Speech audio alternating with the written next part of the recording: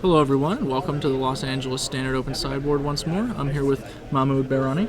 Yeah, hi. Mahmoud played a pretty interesting deck in the Standard Open today and did relatively well with it. He's playing Architect Birthing Pod, splashing in a little green for the Birthing Pods themselves to be a little less painful as you cast them, and Thragtusk, who's just chilling out there as a tutor target. So first off, let's just talk about how long you've been playing Architect alongside Birthing Pod. Alongside Birthing Pod wasn't until after Pro Tour Nagoya when I saw Kenny Oberg played a deck really similar to this and block constructed. It had the architects, it had the pods. So I mean, his line would be the 1 mana dude who taps for when you have 3 artifacts. Surtark. So he'd go Surtark, Spellskite, Architect, and then do the whole deal. But that seemed powerful, but like I felt like if you have standard, you could do just so much better. So I mean, my ideal line is more Looter into Architect into Pod, get your Ruinator, or Spellskite into Architect into Treasure Mage, drop a Worm Coil.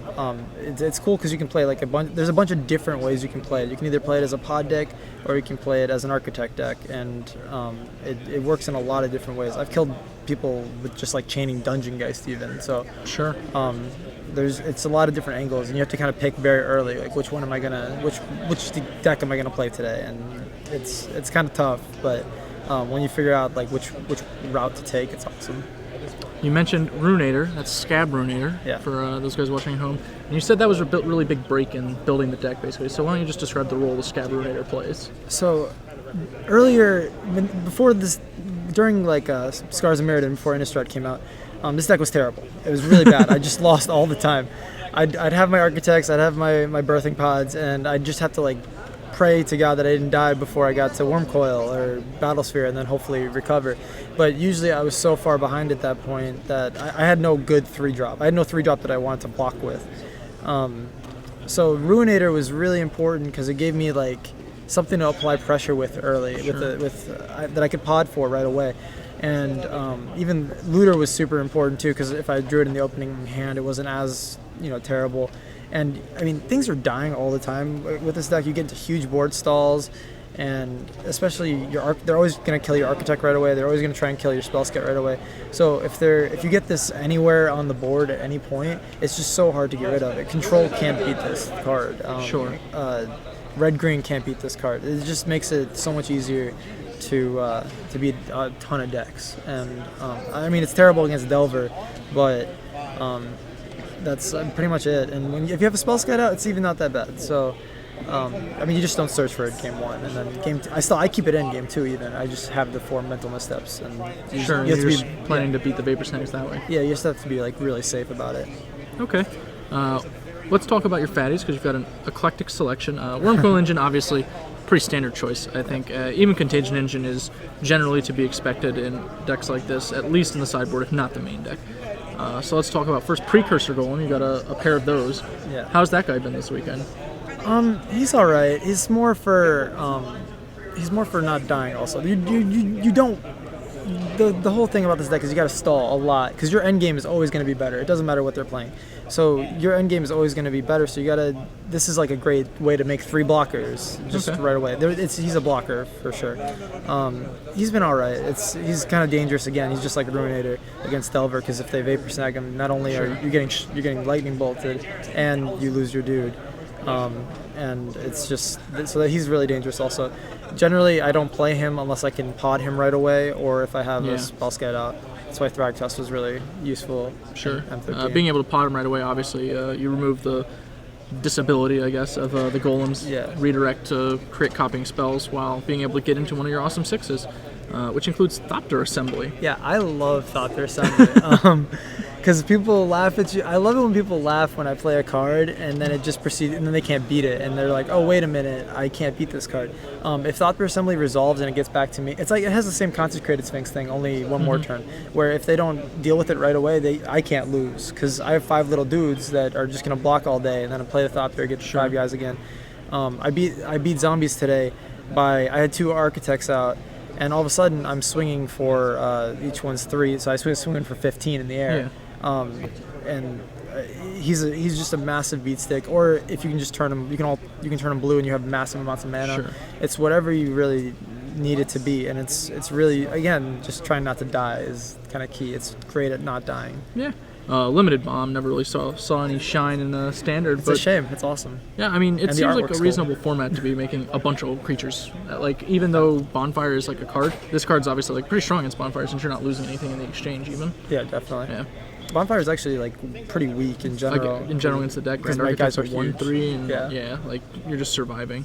Our last fatty is Myr Battlesphere, who I imagine closes out a lot of stalemates. Yeah, so you get the board cells all the time.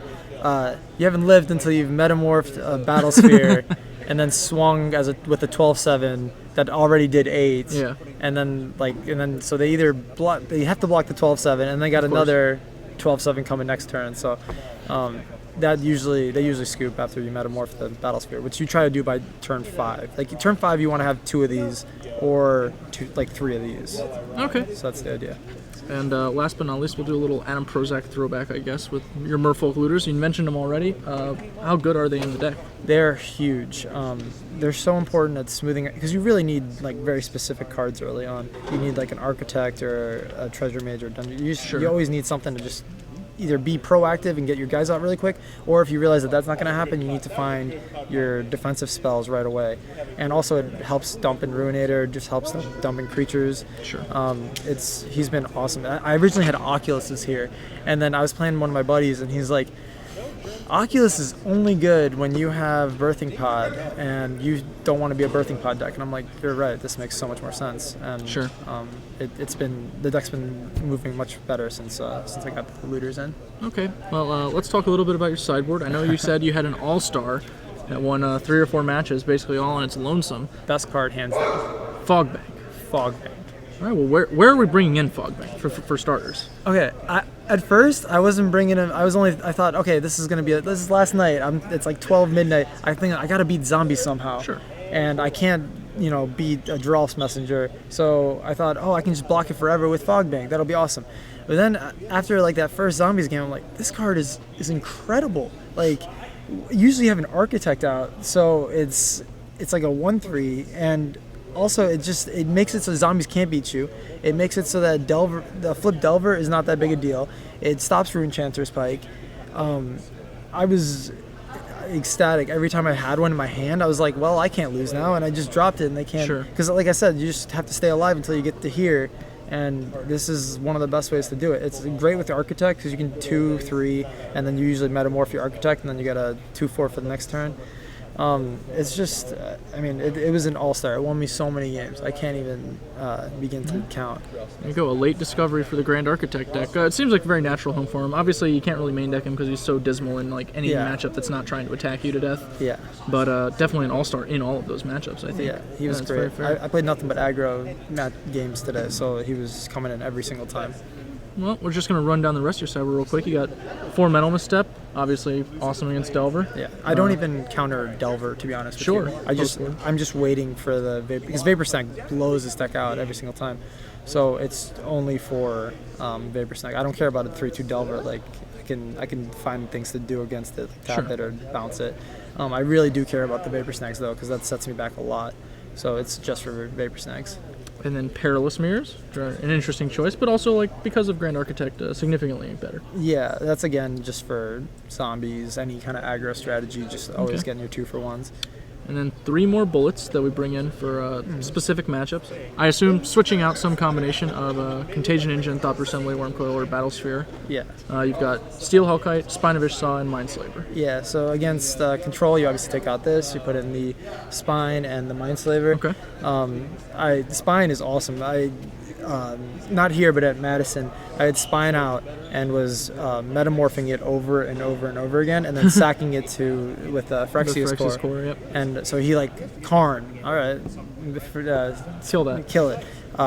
What's his name? The Tameo. Fine, kill it. He played like 4 Planeswalkers that should have ended the game, and I can just deal with them. And and then Slaver obviously is just for control, counter your own things. I slavered someone earlier today. I slavered a blue-red Delver player and made him Vapor Snag his own like all his own stuff, and then we got back to my turn, and I killed him, and it was awesome. And Hellcate's terrible, but it's like a pet card, so Sure. I mean, we've got Thought Through Assembly in the main deck, so I mean. No, Thought Through Assembly is actually good. Still Hellcat is terrible. All right. Well, I think that about covers it. I'm gonna go ahead and just throw back to more Magic. So yeah, thanks, Mahmoud. Thanks a lot. Yeah.